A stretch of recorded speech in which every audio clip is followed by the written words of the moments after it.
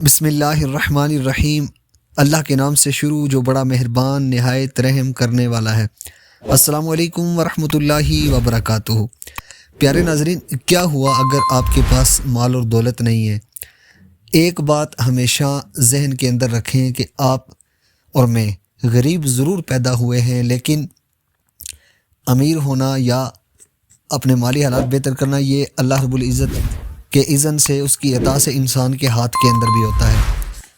آج میں آپ کو ایک ایسا اسم اعظم بتا رہا ہوں، اگر آپ اس اسم اعظم کا واسطہ دے کر اللہ رب العزت کی بارگاہ کے اندر جو بھی مانگیں گے، جو بھی آپ کی حاجت ہوگی، انشاءاللہ بہت جلد وہ حاجت آپ کی پوری ہو جائے گی، وہ چاہے دنیا کی کسی بھی قسم کی حاجت ہو۔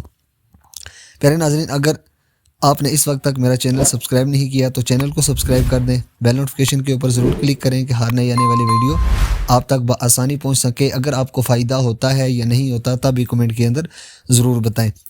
پیارے ناظرین، اسم اعظم وہ کون سا ہے؟ بسم اللہ الرحمن الرحیم، اس کو ساتھ پڑھنا آپ نے۔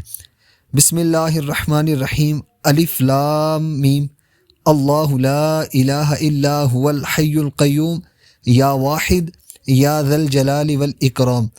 بسم اللہ الرحمن الرحیم، الف لام میم، اللہ لا الہ الا هو الحی القیوم، یا واحد یا ذا الجلال والاکرام۔